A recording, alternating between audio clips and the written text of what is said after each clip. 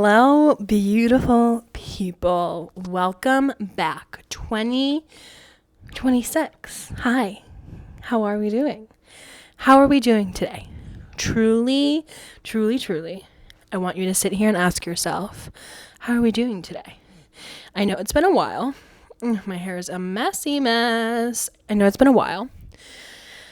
And I want to step up my game a little bit for this year's podcast. So I hope you enjoyed my beautiful thumbnail.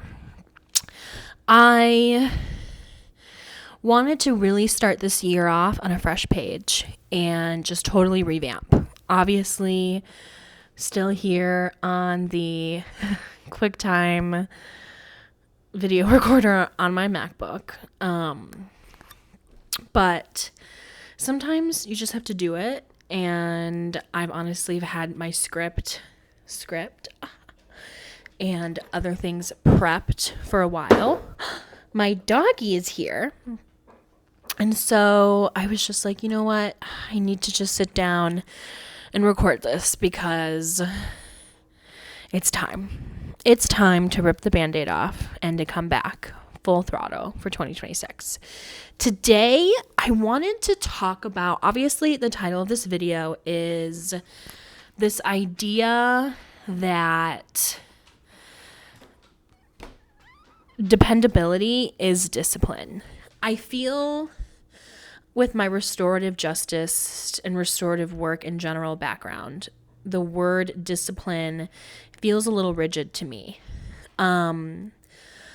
Obviously, we all experience discipline in our own life in our own way, but in trying to build a relationship with yourself, discipline, I think, can sometimes feel really militant, and especially when we're trying to get to know ourselves. I don't think being hard or judgmental is the way to do it, and for me, when I hear that word, discipline, that's how I feel like discipline is also rooted in a lot of shame, right? I think that is a way that people are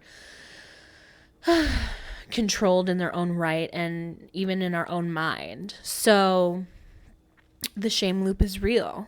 So I feel like the word dependable receives a little bit better because I also think being dependable is a word that has some autonomy in it. And discipline is a true doing, where dependability is something that I think is self-created and it's intuitive, whether discipline is a very should. Well, you should be doing this, right? The reason why I wanted to talk about this topic is because this week in therapy, I did this activity with my therapist because I really wanted to talk about what my morals are. I think we can think about our morals and what our standards are, but really integrating those into how we want to structure our life, I think, looks a little bit different. And we did this activity, and I'm sure you can look it up if you wanted to do it, but it basically had these like 60 phrases or words, not phrases, words. And it talked about, some like extremely important, somewhat important, not important, and all pile. And you basically kept arranging them until you had about 10 and like most important. And dependable was something that came up for me. And I feel like I'm a really dependable person to my community. Like, I'm a really solid friend. I show up when you need me. I'm reliable. You can count on me. I know that I'm like that for the people around me. But I realized that I also wanted to be dependable for myself, right? I think even sometimes the word dependable too can also be I'm there for others. But I started to talk to my therapist about, well, that actually means I'm dependable for myself. And for me, that looked like keeping my word to myself, committing to what I say I'm going to do for myself. And subsequently, I also think there are some similarities in this word discipline, right? And so I thought this was really interesting because I feel like I'm going through a ton of changes in my life. I had just parted ways with a job that had been a security blanket for me. Like I've always talked about in these videos, I've ended and created new friendships, and I'm really in a gray area in my life. And I realized that in a way, I don't have control of anything. And I think it was also this realization is that you never really have control. You have no control in people's opinions about you. You have no control in the way that you're received. You have no control in your surroundings sometimes. Like the list can go on and on and on. But you do have control of the way that you think about yourself. You do have control in your own actions. The only person you have control over is yourself. And you know, in sort of kind of trying to think about how I wanted to talk about this video, I wanted to use this example. I have recently fallen in love with Pilates, and I found a beautiful, beautiful instructor who I'm just in love with and I feel so safe with. I think whenever you're joining any sort of community, you want to find people who you are connected to and feel safe with. And so I have routinely for the last couple weeks, except for being sick, I have done an 8 a.m. Pilates class on Saturday mornings. And the last couple months, I've had a really hard time sleeping. So 2 weeks ago, probably slept for 3 hours. I probably went to bed at like 4:30. And I had to wake up at 7 so I could be there at 8. And you know what? I got my ass up and I went to that Pilates class. And this was an instant where I definitely felt like shit. I definitely felt like I almost was like second guessing, what am I doing? Am I going to be able to drive? But I did it. And I felt great. And I took a nap after because I kept telling myself I can sleep after. I can push through and I can sleep after. And I think this is an example of this idea. Some could say that's discipline, but I would argue that's dependability. Why? Because I committed to doing this for myself because it makes me feel good. And maybe it was hard in the moment to push myself through, but I felt really good, and that was me proving to myself that I can depend on myself to push through, to do something that I know is good for me. Even if maybe it's painful, even if maybe I had to take a long nap afterwards, right? Saturday, can do what I want, and I think it's really important to ask yourself, in this idea of developing a relationship with yourself, is building trust within yourself. And that is the example that I had. And maybe it doesn't have to be as intense. Maybe it's for you. Maybe it's committing to doing something alone. It's just committing and following through on following through on something that you know you're going to do for yourself, or following through on something that you say you will do for yourself. That's what I'm trying to say. And I think it's really important because I think that builds boundaries within ourselves, right?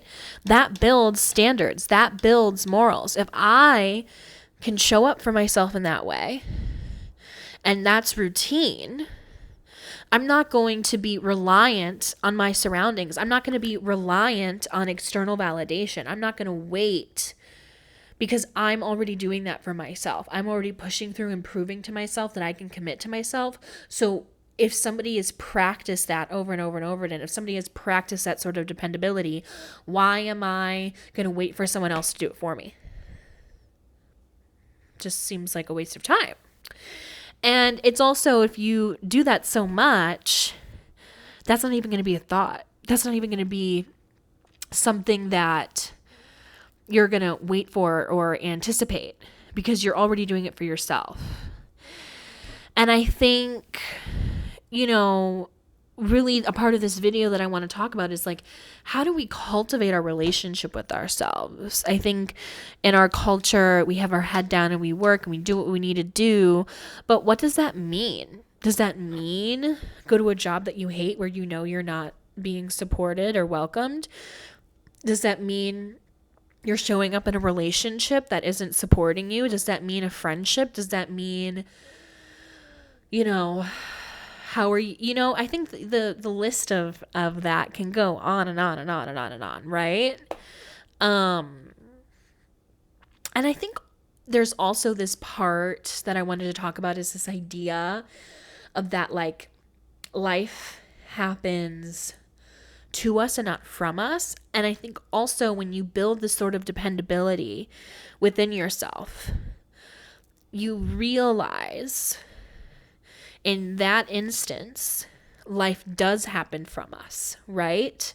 Life does happen from the choices we make and the way that we decide to commit to ourselves, right? Like, what I want to try to emphasize is these are exercises and ways of thinking that put you in the present. When you even say this concept, and sometimes it's hard because it is a very layered concept that life happens from us, not to us. If you're not in your body, you're not going to receive that. You're not going to understand how if you're focused on this external validation and the people around you and pleasing the people in front of you, you're never going to receive that, because you're at the hands of others. You're not at the hands of yourself.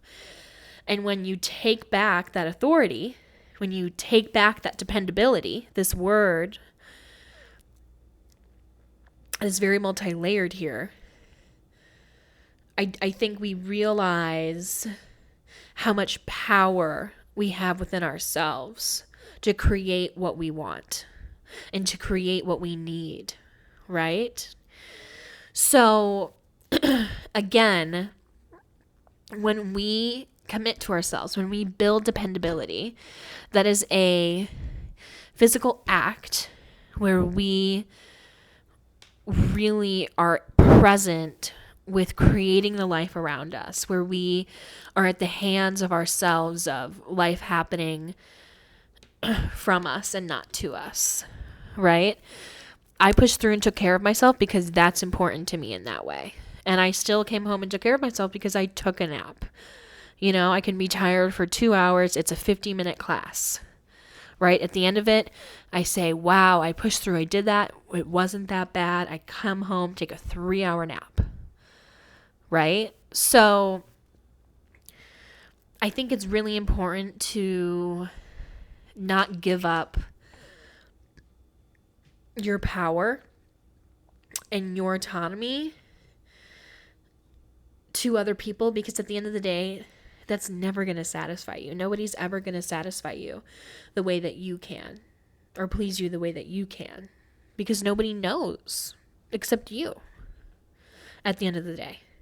And it's building that dependability, figuring out what that means, right? It's like,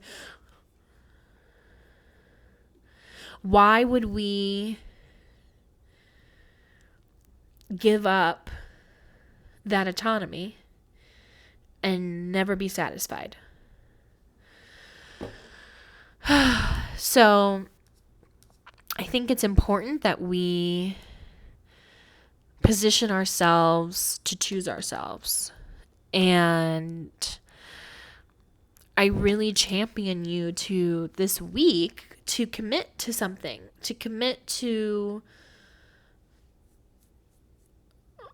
a plan, an outing, an activity.